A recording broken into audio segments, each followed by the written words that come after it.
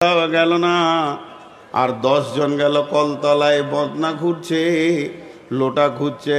তাহলে আপনার নিশ্চিত হয়ে গেছে এই 15 জনের উজু আছে, এখানে কোনো সন্দেহ নাই। আজান শোনার পরে যদি মসজিদের কাতারে কেউ ঢুকে নেয় যায়, তাহলে জানতে হবে ওর উজু আছে। আর আজান শোনার পর যদি কেউ বাথরুমে আর আপনার কিনা কলের কাছে যায়, তাহলে জানতে হবে উজু নাই। অতএব যখন হিসাব হবে তো তখন হবে, হিসাব যখন শুরু হবে তখন হবে। কিয়ামতের মাঠে ওঠার সঙ্গে সঙ্গেই যদি কারো শরীরে নূর লেগে যায় তো জানতে হবে ও জান্নাতি হয়ে গেছে। আমার আল্লাহ বলছেন, ও আম্মাল্লাযিনা সুওয়াদ্দাত উজুহুহুম ফাফি ও আম্মাল্লাযিনা বিয়াজ্জাত উজুহুহুম ফাফি রাহমাতিল্লাহি হুম ফিহা খালিদুন। কিয়ামতের মাঠে ওঠার সঙ্গে সঙ্গে যখনই ও দেখে নিবে আমার শরীরে নূর ফিটিং হয়ে গেছে, হিসাবে আগে ওকে বুঝে নিতে হবে আমার রব আমাকে জান্নাতবাসী বানিয়ে দিয়েছে।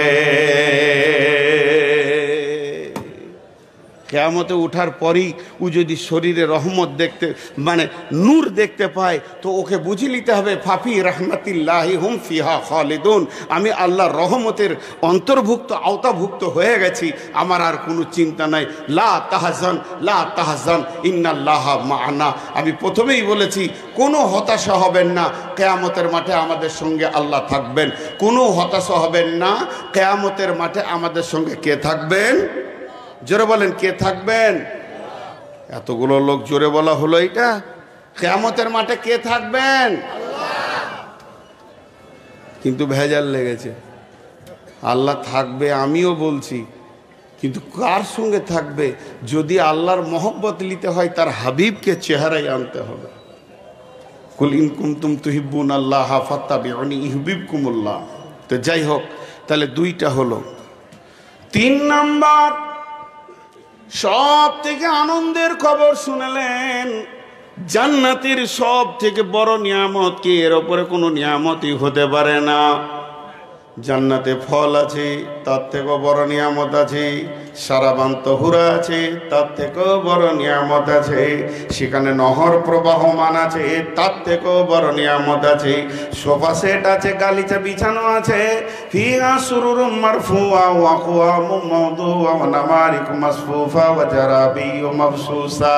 যত কিছু নিয়ামত রয়েছে সমস্ত নিয়ামতগুলি যদি একত্রিত করে দেয়া যায়, সব থেকে বড় নিয়ামত হচ্ছে রেজামন্দি ইলাহি, আল্লাহ রাজি আছে।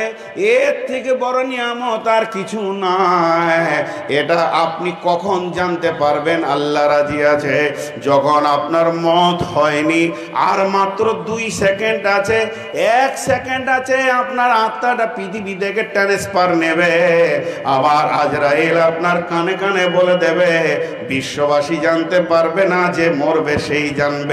তাকে শোনানো হবে, ইয়া আইয়ুতুহান নাফসুল মুতমাইন্না ইরজিই ইলা রাব্বিকি রাদিয়াতাম মারজিয়া ফাদখুলি ফি ইবাদি ওয়াদখুলি জান্নাতি। জান্নাতের শেষ নিয়ামতটা পৃথিবীতে ঘোষিত দেওয়া হবে। 1 সেকেন্ডের আগে মানুষ বুঝে নেবে আমার আল্লাহ আমার উপরে রাজি আছে। তখনই সে বুঝে নেবে আমার কবর হাসর পুরুষেরা আর কোনো জায়গায় টেনশন নাই। আমি যাকে প্রেমের আবদ্ধে নিয়ে আসতে পেরেছি, যার প্রেমে আমি ভালোবাসায় ভালোবাসিত হয়েছি, যিনি আমাকে ভালোবেসে নিয়েছেন, যার জন্যে আমি আমার জন্যে তিনি। এ আল্লাহ তু हम सबको अपना बना ले, ये अल्लाह तू हमारे बन जा और हम सबको अपना बना ले। এ আল্লাহ তুমি আমাদের হয়ে যাও এবং আমাদেরকে তুমি নিজের মতো করে বানিয়ে নাও। আমরা এত কমজোর, আপনার আমরা বানতে পারবো না। মসজিদে সেগুলো রাখিনি, পৃথিবীর জ্বালাতে জালে ফেসে গিয়ে আমরা আবদ্ধতা শয়তানের চক্রান্তে ঘুরছি। হে আল্লাহ তু हम सबको अपना बना ले और तू हमारे बन जा। সে আল্লাহ বলছে তুই আমি, আমি তুই। যখন পৃথিবী থেকে তুই মাইনাস হবে, আজরাইল বলবে ইয়া আইয়ুতুহান নাফসুল মুতমাইন্না ইরজিই ইলা রাব্বিকি রাদিয়াতাম মারজিয়া। জান্নাতের বড় নিয়ামত আল্লাহর রেজামন্দি ছাড়া কিছুই হতে পারে না। তবে হাসরের মাঠে সব থেকে বড় নিয়ামত ওই আল্লাহ স্বয়ং আমাদের মাবুদ, স্বয়ং আমাদের রব রোজাদারদের মোলাকাতে আসবে। রোজাদারকে হাসরের ময়দানে দেখা করবে। বলেন আলহামদুলিল্লাহ। ভাই আমরা রোজা রাখবো তো ইনশাআল্লাহ? জোরে বলেন রোজা রাখবো তো ইনশাআল্লাহ? রাসূলুল্লাহ সাল্লাল্লাহু আলাইহি ওয়াসাল্লাম 6 মাস আগে থেকে রোজার প্রস্তুতি নিতেন। আমাদের তো রোজা কাছেই গেল, মাঝে আর 2-3টে মাস আছে। কে কে রোজা রাখবো একবার জোরে হাত তুলে ইনশাআল্লাহ রোজা রাখবো। আল্লাহ আমাদেরকে রোজা রাখার তৌফিক দান করুন এবং আমাদের জীবনের গুনাহগুলোকে মাফ করে দেন। তো যে রোজা রাখবে পৃথিবীতে লা তাহজান, আপনার কোনো টেনশন নাই, আল্লাহ আপনাকে হাসরের ময়দানে মোলাকাত করবে। তাহলে কয়টা নিয়ামত হলো কিয়ামতের মাঠে? খুব বাড়াবাড়ি হচ্ছে। নূর মোহাম্মদ সহ্য করে না, সব কটাকে খুলবো, খুলে ছুড়ে দিব।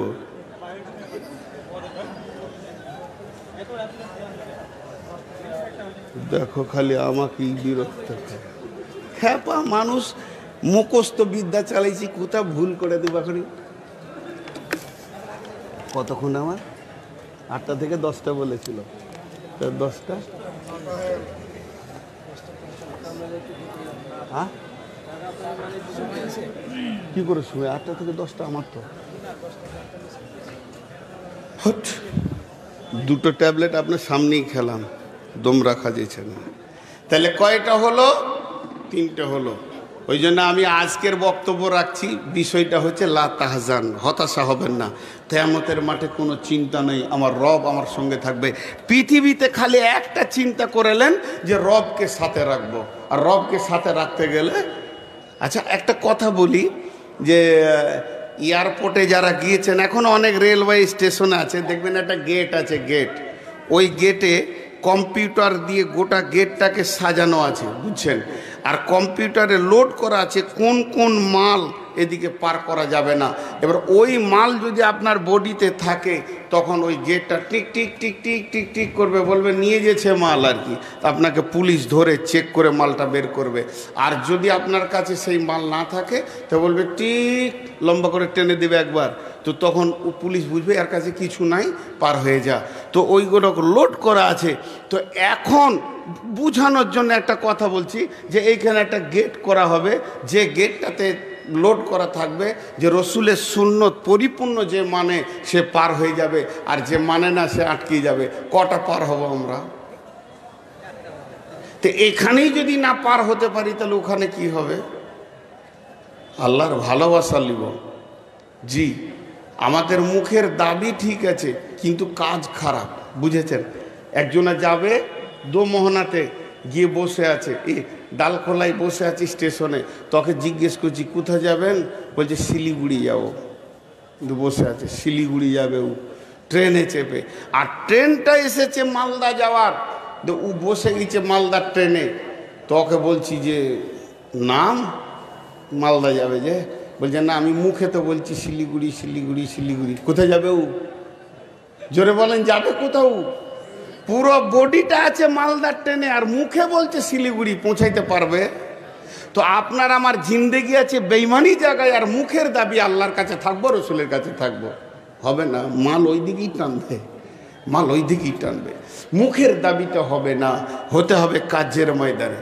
এরপরে চলেন 4 নাম্বার। 3টে বলা হয়ে গেল। 1 নম্বর হলো নূর দেওয়া হবে। 2 নম্বর হলো সেই দিন আপনার হাজে কাউসারের পানি পান করানো হবে। 3 নম্বর হলো আল্লাহর দিদার হবে শুধুমাত্র একটা আমলওয়ালার জন্যে, রোজাদারের জন্য। 4 নম্বরটা হলো আজকে আমার মেন বিষয়। আল্লাহ তাবারক ওয়া তাআলা রাসূল বলছেন, হযরত আবু হুরায়রা বর্ণনা করছেন, ওয়া নবী হুরায়রা রাদিয়াল্লাহু তাআলা আনহু قال قال رسول الله صلى الله عليه وسلم سبعة يظلهم الله في ظله يوم لا ظل إلا ظله। এমন একটা দিন আসবে, কঠিন কিয়ামতের দিনে একটা তিনও দানা থাকবে না, ঘাস থাকবে না, পাহাড় পর্বত থাকবে না, যে সেখানে কোনো ছায়া হবে এমন কোনো প্যান্ডেল থাকবে না, থাকবে না সেখানে বাড়ি ঘর, সামান্য একটা গামছা থাকবে না যে মাথাতে এইভাবে একটু রোদের সময় নিয়ে নিব। কারণ সেটা এমন একটা জিনিস, সেই দিন খালি তা করবে, জমিনটা তামার মতো জ্বলতে থাকবে। আল্লাহর কুদরতের সূর্য সেদিন তাপ ছাড়বে, তারপরও আলো থাকবে না। আমার রব এমনটাই কিয়ামতকে বানাবেন, সেদিন বিশ্বনবী বলছেন একটা ছায়া থাকবে, এটাকে লোক বলে আরশের ছায়া। এর কোনো দলিল নাই যে এটা আরশের ছায়া। কেউ বলে এটা আর কিছু ছায়া, কেউ বলে সিংহাসনের ছায়া, কেউ বলে আল্লাহর ছায়া। আস্তাগফিরুল্লাহ, এগুলো কোনো দলিল নয়। আমার রব এটা সেদিন নতুন করে একটা ছায়া বানাবেন, তার মহব্বতের ব্যক্তিগুলোকে সেখানে আনার জন্যে সেই ছায়াটা আমার রব বানাবেন। এটাকে বোঝানোর জন্যে কোন মুফাসসির বলেছেন রহমতের ছায়া। কারণ আল্লাহর দয়া রহমত যদি না হতো তাহলে ছায়াটা হতো না। ওই ছায়াতে থাকবে কে? ওই ছায়াতে কোনো গরু ছাগল থাকবে না। লা তাহজান, চিন্তা করিয়েন না। ওই ছায়াতে আল্লাহ আপনাকে দেবেন, আমাকে দেবেন, বিশ্ববাসীকে দেবেন, মুমিনকে দেবেন, মুমিনাকে দেবেন। বন্ধুরা আমার, যে আল্লাহর ভয়ে গভীর রাত্রিতে শীতের সময় লেপটাকে ছেড়ে দিয়ে হু হু করে কাঁপতে কাঁপতে শীতের পানিতে উজু করে নামাজের কাতারে দাঁড়াচ্ছে, আল্লাহ তাই রকম গোলামের জন্য এই ছায়াকে বানিয়েছেন। সেটাকে বলা হয়েছে আল্লাহর রহমতের ছায়া। সাবাতুন ইযিল্লুহুমুল্লাহ। ওই ছায়াতে কে কে থাকবে? ওই ছায়াটা 7খানা জনের কোঠা করা হয়েছে। 7 শ্রেণীর লোক যারা পৃথিবীতে 7টা আমলে জড়িত থাকবে। একজনাই যে 7টা আমল করবে তা না, যে কোনো একটা আমলের সঙ্গে তার যদি জড়িত থাকে তাহলে আমার রব ওই ছায়াতে তার কোটা লাগিয়ে দেবেন, রিজার্ভেশন লাগিয়ে দেবেন। গোটা স্টেশনে যদি 2 লাখ লোক দাঁড়িয়ে থাকে আর আপনার আমার যদি রিজার্ভেশন এসিতে থাকে তাহলে কোনো চিন্তা নাই, আমার সিট আমি পেয়ে যাব। কিয়ামতের মাঠে লক্ষ কোটি লোকের সম্ভার হলেও যদি আপনার আমার আমল ঠিক থাকে তাহলে কঠিন কিয়ামতের দিন ওই রহমতের ছায়াতে আপনার আমার কোটা লাগবে। একবার দোয়া দিব, যদি হৃদয়ে ঈমান থাকে তো আমিনটা ওইভাবে বলবেন যেন আল্লাহ গ্রহণ করে নেয়। হে আল্লাহ, সেই কঠিন কিয়ামতের দিনে তোমার রহমতের ছায়াতে আমাদের জায়গা দিও। আমিনটা জোরে হলো না, যতটা আমি আশা করেছিলাম অতটা হয়নি। জি, সেই কঠিন দিন, সেদিন মানুষ পেরেশান থাকবে। আচ্ছা, একটা মানুষ যদি আপনাকে এসি ঘর দিয়ে হৃদয়কে ঠান্ডা করে দেয়, হালকা করে ফ্যানটা চড়ে এসি চলছে ফুরফুর ফুরফুর করে 19 কিংবা 18, এর গোটা এলাকা 48 ডিগ্রি সেলসিয়াস চলছে, তার ভিতরে আপনি ঠান্ডা হাওয়াতে আরাম করে আছেন। এটা যদি মানুষ বানাতে পারে, আমার রব কিয়ামতের মাঠে তার রহমতের ছায়াটা কেমন বানাবেন। হে আমার রব, তুমি আমাদের সকলকে সেই ছায়াতে একটু জায়গা দিও। আল্লাহ কবুল করে নেক, আল্লাহ কবুল করে নেক। আল্লাহুম্মা আমিন। রোজা রাখবো ইনশাআল্লাহ, সকলে রাখবো ইনশাআল্লাহ। যত কষ্ট হোক রোজা ছাড়বো না ইনশাআল্লাহ। তো ওই রহমতের ছায়াতে আপনি জায়গা পাবেন, আমি জায়গা পাবো। তাহলে আমলগুলো কি? নাম্বার 1, 7টার মধ্যে নাম্বার 1, ইমামুন আদিলুন, ন্যায় বিচার করনেওয়ালা। পৃথিবীর বুকে যত ন্যায় বিচারক আছে, আপনার কাছে বিচার আসবে। আপনার সঙ্গে কার ভাতিজার ঝগড়া হয়ে গেছে, আপনার সঙ্গে আপনার ভাগনার সঙ্গে আপনার অন্য গ্রামের ছেলের ঝগড়া হয়ে গেছে, ওই জায়গায় যদি কেউ ন্যায় বিচার করতে পারে, বিচারের মানদণ্ডটা যদি অ্যাকুরেটি রাখতে পারে আল্লাহর ভয়ে, বন্ধু ও আমার ভাইয়া, আর চিন্তা নাই, ওই রহমতের ছায়াতে আপনার একটা রিজার্ভেশনের সিট লেগে গেছে। কিয়ামত যত দিনই হোক আর যত কঠিন হোক, লা তাহজান ইন্নাল্লাহা মা'ানা, আপনার কোনো চিন্তা নাই। হাসরের ময়দানে উঠি আপনি আপনার গদিটা বেছে নেবেন, আল্লাহর খাস ফেরেশতা আপনার হাত ধরে নিয়ে গিয়ে টিটি যেমন মানুষকে বুঝিয়ে দেয় এটা আপনার সিট, ওই রকম বসিয়ে দেবে। অতএব পৃথিবীর বুকে ন্যায় বিচার করতে হবে। ন্যায় বিচার আছে ভাই? জোরে বলেন, ন্যায় বিচার আছে? আপনাদের এই দিনাজপুরে ন্যায় বিচার হয়? সুবহান আল্লাহ। আল্লাহ কোরআনে বলেছেন, ওয়াইদা কুলতুম ফাদিলু ওয়ালাউ কানা যা কুরবা, ওয়াইদা কুলতুম ফাদিলু ওয়ালাউ কানা যা কুরবা, যদিও তোমার নিকট আত্মীয় হয়, যদি তোমার পার্টির লোক হয়, প্রতিবেশী হয়, গ্রামবাসীও হয়, যখন তুমি আদালতে বিচারে বসবে তখন অন্যায় কথা বলবে না, ভেবে চিনতে একদম ইনসাফের কথা বলবে, নচেত কঠিন কিয়ামতের দিনে তুমি আযাবে গ্রেফতার হয়ে যাবে। পৃথিবীর বুকে যতগুলি বিচার হচ্ছে, এই বিচারটাই নিষ্পত্তি নয়, এর জেরক্স কপি আর একদিন কিয়ামতের মাঠে হবে। আল্লাহ তাবারক ওয়া তাআলা এলান করবে, হাসরবাসীরে ওয়াকুদিয়া বাইনাহুম বিল হাক্কি ওয়া হুম লা ইউযলামুন, হাসরবাসীরে আজকে ন্যায় বিচার আমি তিলে তিলে বুঝিয়ে দিব, কারো উপরে জুলুম হবে না। আলটা দাবিয়ে নিয়েছিল বলে হ্যাঁ, ঘরটা বানাতে দেয়নি, হ্যাঁ তোর উপরে জুলুম চলেছে, আর তোর মেয়ের উপরে অত্যাচার করেছে, সামাজিকভাবে তোকে অপমান করেছে, টাকা নিয়ে দেয়নি, দুনিয়াতে ন্যায় বিচার পাশলে মামাফের সম্পত্তিতে তোকে আপনার কিনা কি করা হয়েছে, বহিষ্কার করা হয়েছে, তোকে মেহরুম করা হয়ে গেছে। হাসরবাসী তুই 2 লাখ টাকা পেতিস, তোকে সম্পূর্ণ বুঝিয়ে দেয়নি। আয়, আমি রব আজকে কাজী হয়ে বসেছি, ওয়াকুদিয়া বাইনাহুম বিল হাক্কি, আমি 2 জনের মাঝে হক বিচার করব, ওয়া হুম লা ইউযলামুন, এখানে কোনো জুলুম অত্যাচার হবে না। অতএব বন্ধুরে, আপনি মনে করছেন যে আজকেই বিচারটা করে থাবড়ে থুবড়ে মেরে নিলাম, কত মোড়ল আছে বিচার করেছে, বিধবা মেয়ে সে টাকা পেয়েছে বিচারে 20,000, তার থেকে 5,000 দিয়ে 15,000 বিচারকরা মেরে দেয়।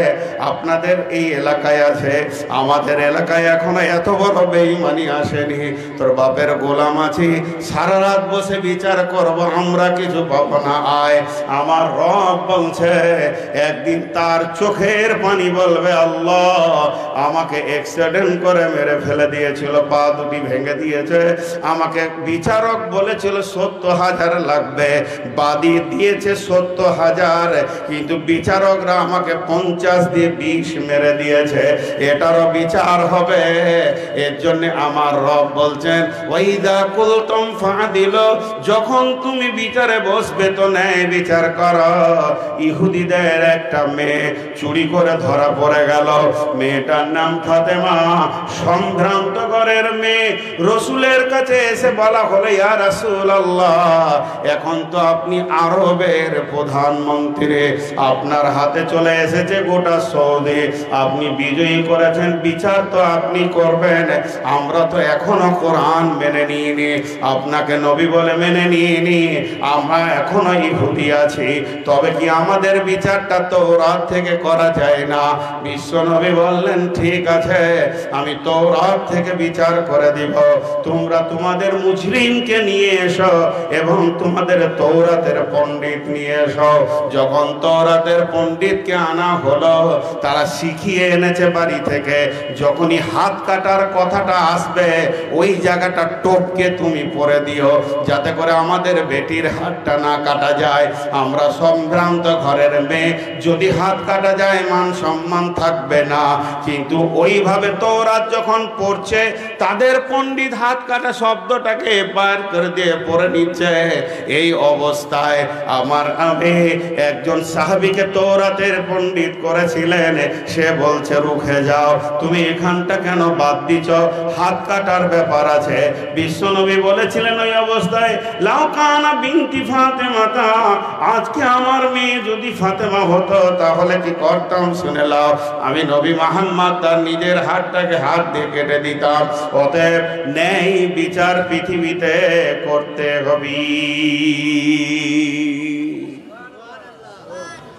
ন্যায় বিচার আছে।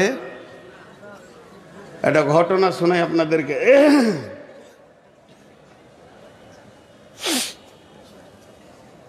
ঘটনাটা কি জানেন? এক লোক বাড়ি বানাচ্ছে, বাড়ি তো ট্রাক্টরে করে মাটি নিয়ে এসে ওর বাড়ির দরজাতে মাটিটা এমনি করে আজারা দিয়েছে।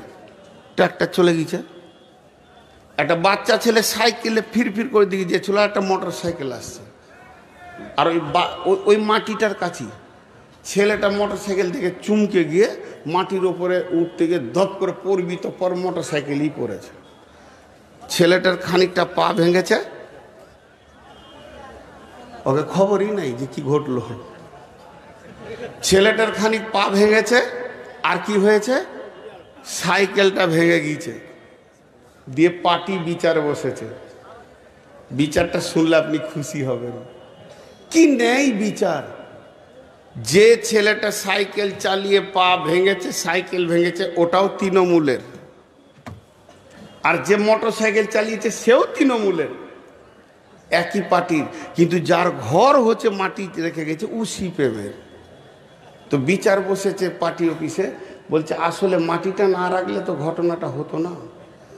তো ওকেই ধরে নিয়েছে, 10,000 জরিমানা করে দিয়েছে, শুধু সিপিএম হওয়ার কারণে।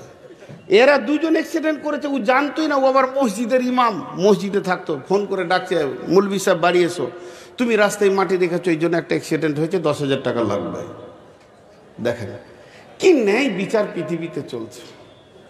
হ্যাঁ, এটা হলো জিভ, দাঁত, এখানে কিছু ফিলোজফি বলবো, দুটা চোখ, দুটা নাক, দুটা কান, এটা হলো মগজ।